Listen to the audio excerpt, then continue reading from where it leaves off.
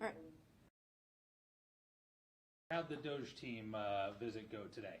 Well, I suspect it went fine.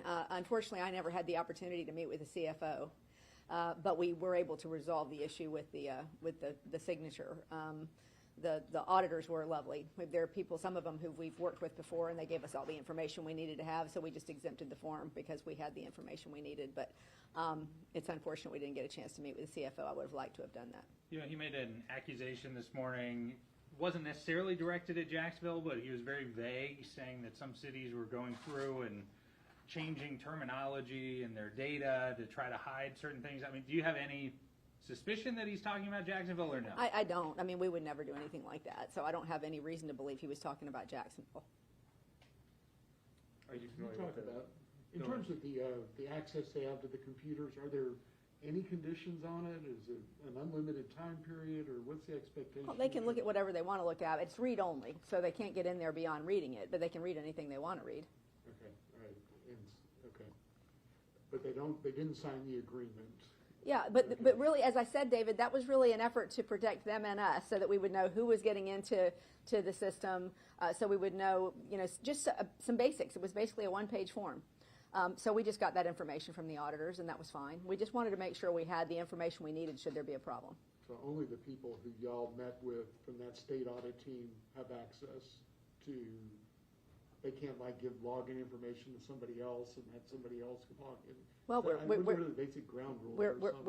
We're not going to be able to police them, but I mean that is what I understand, and I think I have every reason to believe that they're going to do their professional duty. We've worked with some of them before, and they've been very professional. Your thoughts on the Finance Committee moving to reduce the millage rate this morning? Do you think that that's going to make a notable difference in people's pocketbooks? Yeah, that was interesting timing, huh? Yeah, I thought so too.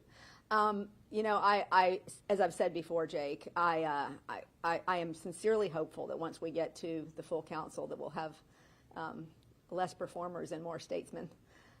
This is clearly something that is just so fiscally irresponsible for us right now. And it frankly just doesn't give any tax relief to speak of.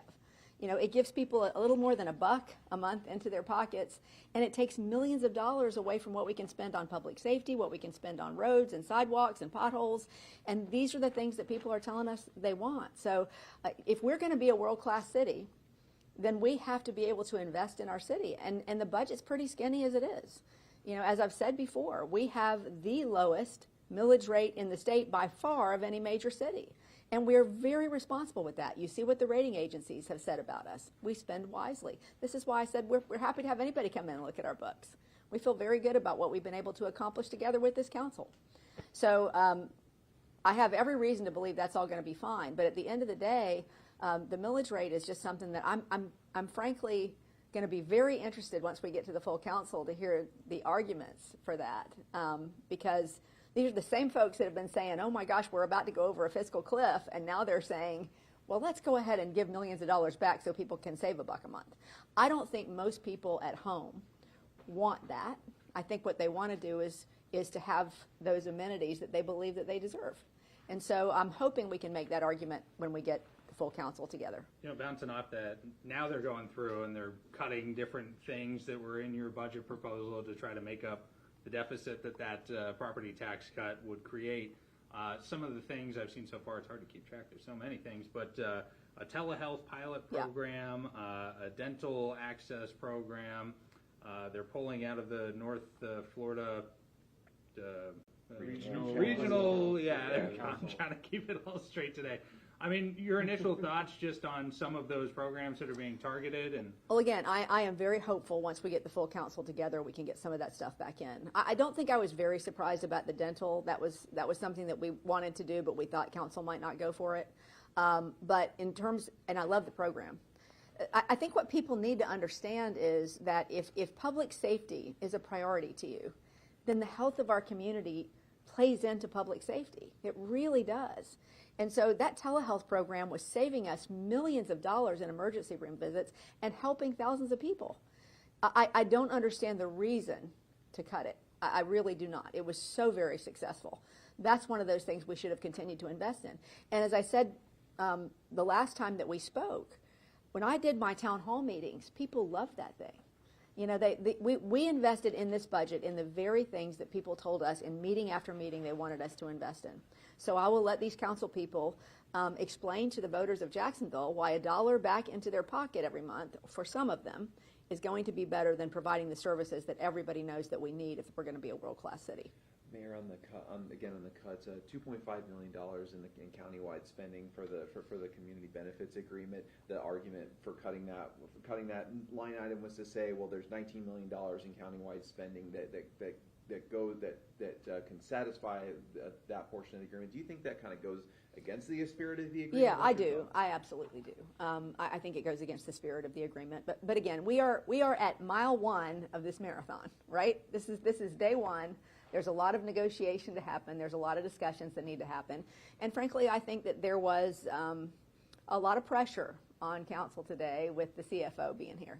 So I think that hopefully once we get into a posture where we're actually talking about what is good for our citizens, more folks will come back to why they were elected and what they are supposed to do than worrying about whether or not they are pleasing the CFO or anybody else.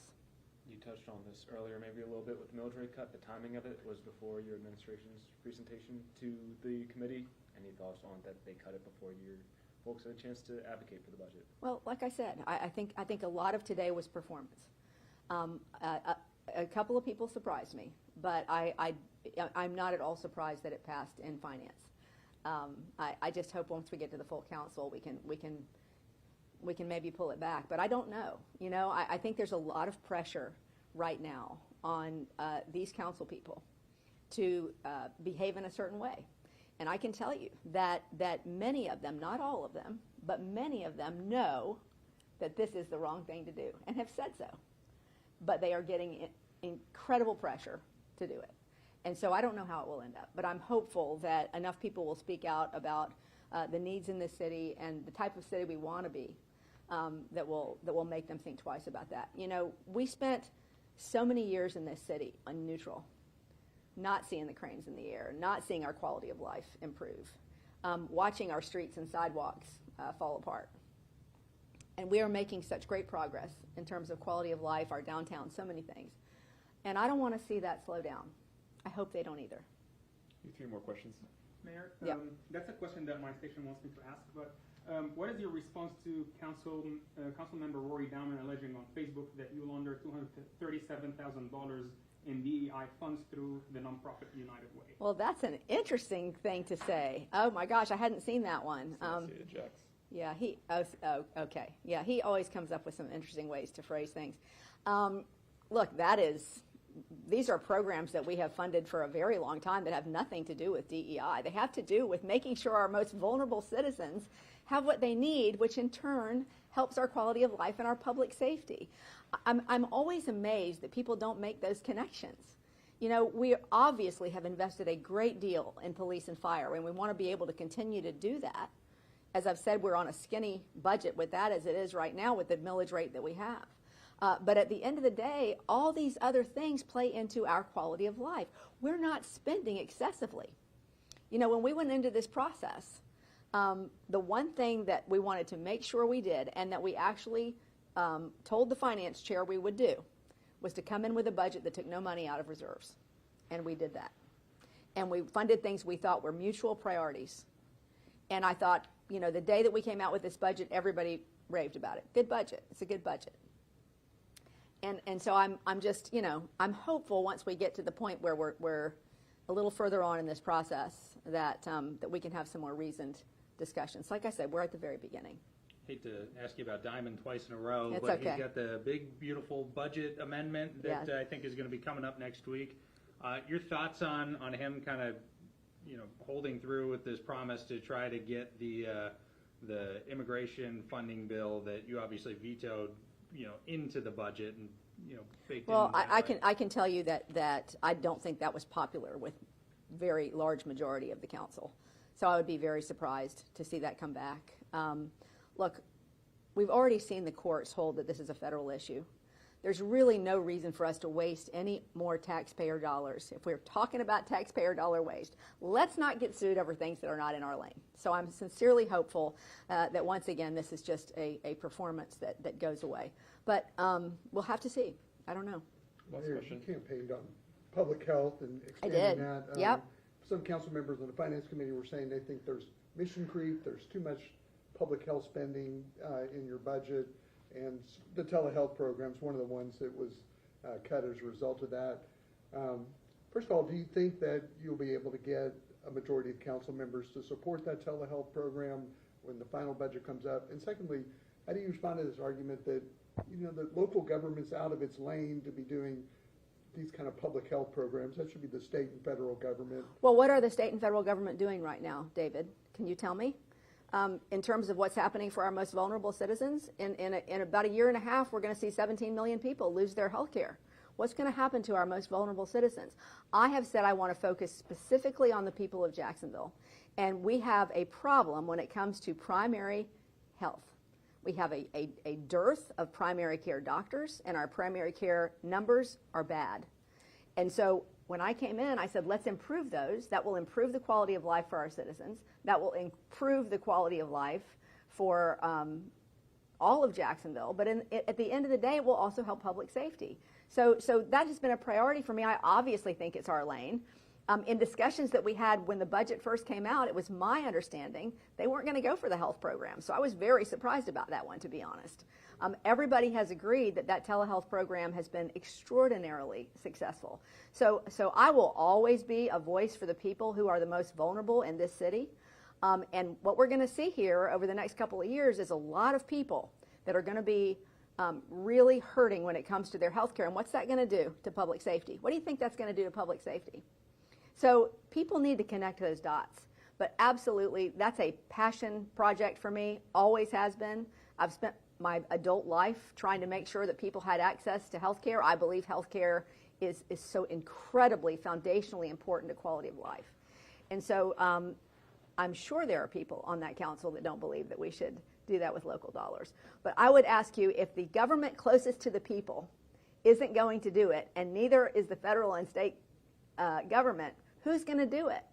Who's going to care for our people in Jacksonville that need those services? And people are telling us they want them. So, you know, that's all I would say about that. It is frustrating for me to hear that argument. Do you think you can get 10 votes for that?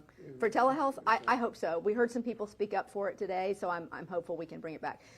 I think that there's going to be all kinds of, we knew coming into this budget that this was a finance committee that was going to try to take an axe to a whole lot of stuff. And so I think our hope is that as we continue, down this path, that we'll end up being able to put some of those things back in. We've got to wrap up, folks. All right. Okay. Thank you, Mayor. Thanks, You everybody. bet.